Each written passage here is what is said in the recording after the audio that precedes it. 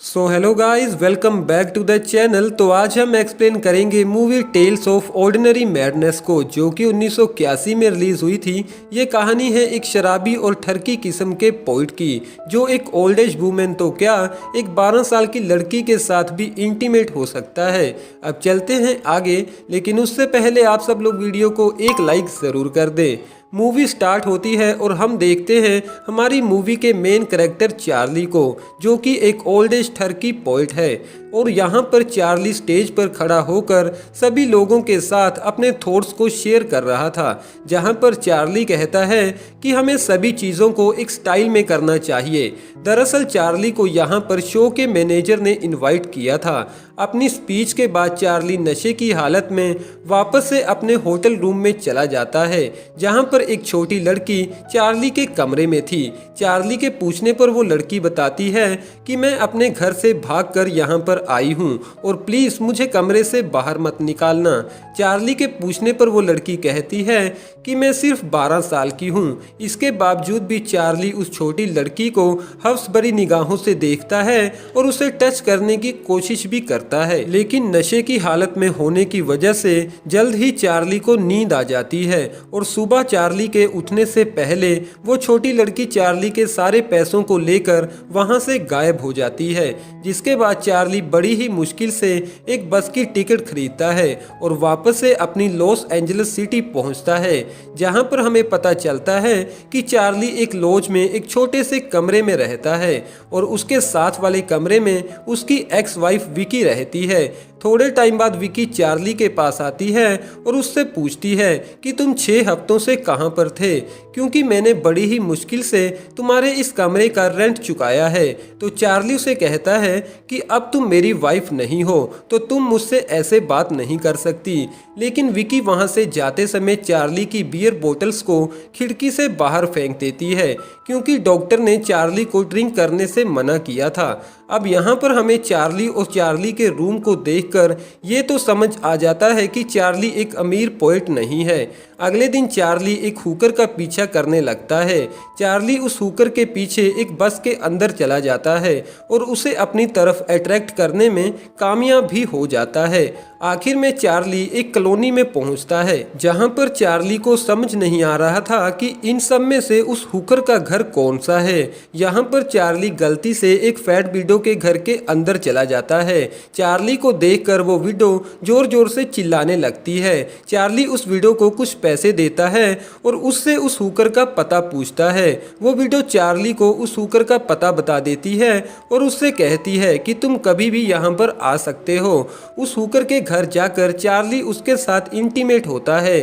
Charlie के पूछने पर वो हुकर अपना नाम वीरा बताती है। चार्ली को अब काफी भूख लगी थी, तो वो हुकर चार्ली से कहती है कि तुम फ्रेश हो जाओ, तब तक मैं तुम्हारे लिए खाना बनाती हूँ। चार्ली बाथरूम में जाकर फ्रेश हो ही रहा था कि तभी वो हुकर कुछ पुलिस ऑफिसर को बुलाती है और उन्हें कहती है कि यही वो आदमी है जो मेरे साथ जबरदस्ती इंटीमेट हुआ था। जिसके बाद अगले दिन चार्ली जेल से रिहा हो जाता है और शाम को चार्ली एक बार में कास नाम की एक हुकर से मिलता है, जो दिखने में काफी यंग और खूबसूरत थी। यहाँ पर हम देखते हैं कि कास अपनी लाइफ से कुछ ज्यादा खुश नहीं थी। चार्ली कास को अपने साथ अपने घर ले जाता है।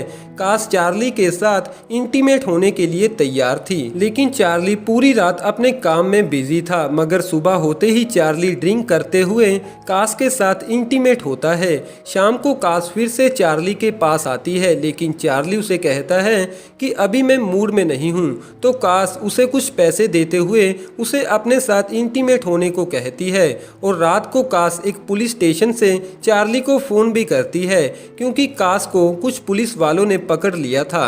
अगली सुबह चार्ली कास को जेल से रिहा करवा लेता है, जिसके बाद कास वहां से चली जाती है। अब चार्ली मन ही मन में सोचता है कि उसे कास की आदत लग चुकी है, जो उसके लिए अच्छा नहीं है। तो अब चार्ली कास को अपने दिमाग से निकालने के लिए उस फैट विडो के घर चला जाता है और पैसों के बदले उसके साथ इंटीमेट होता है। लेकिन ये सब कुछ कास को भुलाने के लिए काफी नहीं था। तो चार्ली कुछ दिनों के लिए शहर से बाहर घूमने चला जाता है।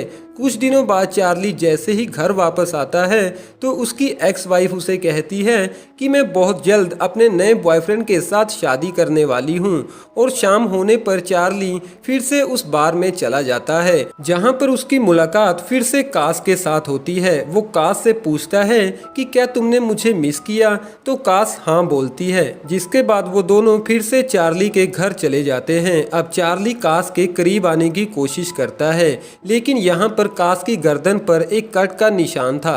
चार्ली के पूछने पर कास बताती है कि ये सब कुछ मैंने खुद किया है क्योंकि मैं अपनी लाइफ से ज़्यादा खुश नहीं हूँ। चार्ली काफ़ी ज़्यादा परेशान हो जाता है तो कास उसे कंफर्ट देते हुए उसे किस करती है। अगले दिन चार्ली कास को घुमाने के लिए सैंड बार में ले जाता है जहां पर चार्ली अक्सर पोइट्री लिखने जाया करता था।